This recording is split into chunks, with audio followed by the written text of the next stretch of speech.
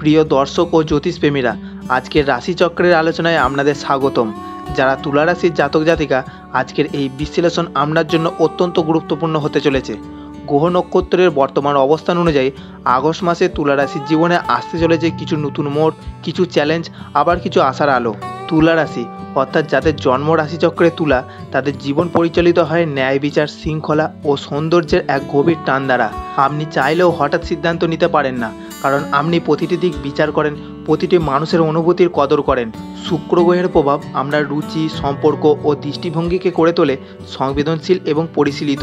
এই আগস্ট মাসে সূর্য, মঙ্গল, বৃহস্পতি ও শনি এই চারটি গ্রহের অবস্থান বেশ তাৎপর্যপূর্ণ তুলা রাশির জন্য। রাহু ও কেতুর চলমান ছায়া প্রভাব ফেলতে পারে আপনার মানসিক ভারসাম্য ও সম্পর্কের ওপর।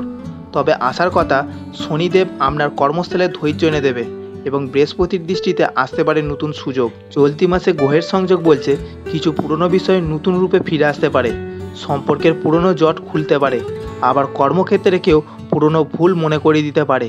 কিন্তু আপনি যেহেতু তুলা, আপনি ঠিক সময় সঠিকভাবে ভারসাম্য বজায় রাখতে পারবেন, এটাই গ্রহের ইঙ্গিত। তাই আজকের এই রাশিফলে আমরা বিস্তারিতভাবে বিশ্লেষণ করব আপনার কর্মজীবন, আর্থিক অবস্থা, প্রেম ও পারিবারিক সম্পর্ক, স্বাস্থ্য, এমনকি ছাত্রছাত্রীদের জন্য ভবিষ্যৎবাণী। শুনে নিন একদম শেষ পর্যন্ত, কারণ এই মাসে কিছু ছোট সিদ্ধান্ত বদলে দিতে পারে আপনার ভবিষ্যৎ। এই আগস্ট মাসে কর্মক্ষেত্রে তুলা রাশির জাতক জাতিকাদের জন্য বেশ কয়েকটি গুরুত্বপূর্ণ গ্রহের প্রভাব লক্ষণীয়। মকর রাশিতে অবস্থানরত শনি এবং বৃশ্চিক রাশিতে গমনরত মঙ্গল আপনার দশম ও একাদশভাবে শক্তিশালী প্রভাব ফেলছে। এর ফলে আপনি কর্মক্ষেত্রে নতুন দায়িত্ব, প্রমোশন বা বিশেষ স্বীকৃতি পাওয়ার সম্ভাবনা রাখছেন। যারা সরকারি চাকরির জন্য প্রস্তুতি নিচ্ছেন, তাদের জন্য সময়টি অনুকূল হতে পারে, বিশেষ করে মাসের দ্বিতীয়ার্ধে। যারা বহুদিন ধরে একটি নির্দিষ্ট প্রজেক্টে কাজ করছেন কিন্তু ফল পাচ্ছেন না, তাদের জন্য হঠাৎই আসতে পারে সফলতার বার্তা। সহকর্মী বা ঊর্ধ্বতন কর্তৃপক্ষের সঙ্গে সম্পর্কের দিকটা একটু খেয়াল রাখতে হবে। রাহুর প্রভাবের কারণে কোনো ভুল বোঝাবুঝি তৈরি হতে পারে, বিশেষ করে যদি আপনি কোনো গুরুত্বপূর্ণ ক্লায়েন্ট বা দলের সাথে কাজ করেন। এই সময় কূটনৈতিক ভঙ্গিতে কথা বলাই বুদ্ধিমানের কাজ হবে, সেটা আপনি তুলা রাশি হিসাবে খুব ভালোই জানেন। যারা ব্যবসার সঙ্গে যুক্ত, তাদের জন্য মাসের মাঝামাঝি সময় বেশ ফলদায়ক হতে পারে। কোনো পুরনো বিনিয়োগ থেকে লাভ আসতে পারে বা নতুন কোনো চুক্তির সুযোগ তৈরি হতে পারে। তবে কাউকে চোখ বন্ধ করে ভরসা করা যাবে না, কারণ কেতু এই সময় অংশীদারি ব্যবসায় কিছু ধোঁয়াশা তৈরি করতে পারে। মাসের শেষ সপ্তাহে সূর্য যখন সিংহ রাশিতে প্রবেশ করবে, তখন আপনার কর্মপ্রচেষ্টার মধ্যে এক নতুন গতি আসবে। এই সময় নতুন আইডিয়া বাস্তবায়ন করুন, আগের পরিকল্পনাগুলোকে রিভাইজ করুন এবং নিজের ওপর আত্মবিশ্বাস রাখুন। কারোর চাপে সিদ্ধান্ত নেবেন না, বিশেষ করে যদি সেটা আপনার মূল্যবোধের বিরুদ্ধে যায়। এই মাসে কর্মক্ষেত্রে সাফল্য পেতে অন্তত একবার হনুমান চালিসা পাঠ করুন। তাম্র রঙের কোনো কিছু রাখলে সুফল পাওয়া যায়। আর সপ্তাহে একদিন নীরবতা পালন করুন, এতে মানসিক ভারসাম্য বজায় থাকবে এবং সিদ্ধান্ত ক্ষমতা বাড়বে।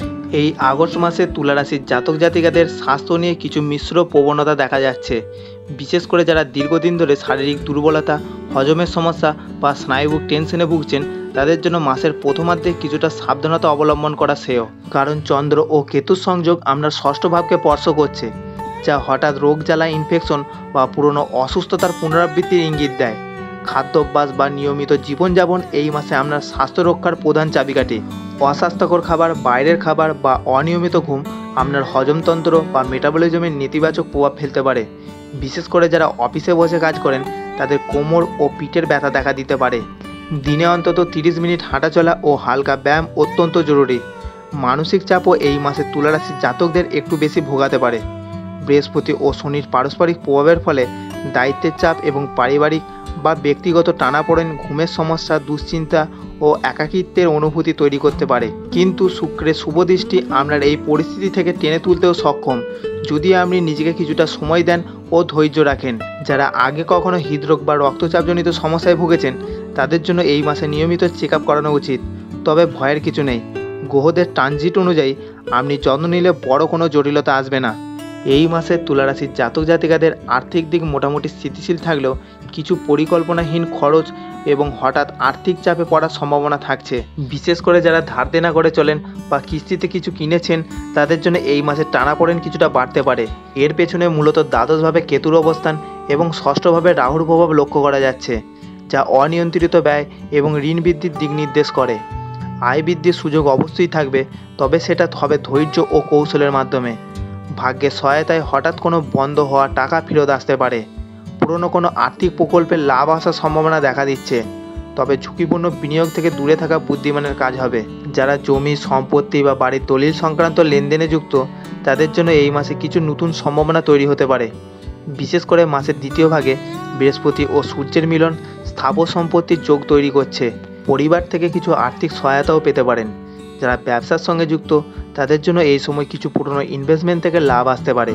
তবে নতুন কোনো বড় বিনিয়োগ হাত দেওয়ার আগে ভালোভাবে যাচাই বাছাই করে নেওয়া অত্যন্ত গুরুত্বপূর্ণ। ব্যবসায়িক চুক্তি করার সময় নথিপত্র ভালোভাবে পড়ে সই করুন।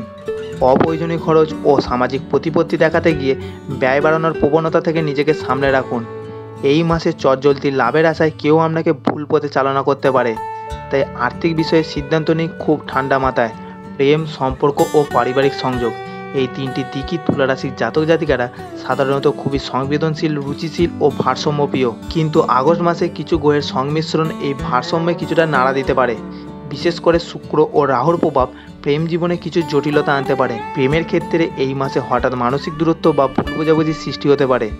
যারা নতুন সম্পর্কে রয়েছেন, তাদের মধ্যে ইগো ক্লাশ, অতিরিক্ত প্রত্যাশা এবং পারস্পরিক অবিশ্বাস সমস্যা তৈরি হতে পারে। তবে যারা ইতিমধ্যে একে অপরকে বোঝায় অভ্যস্ত, তাদের মধ্যে সম্পর্ক আরও গভীর ও মজবুত হবে।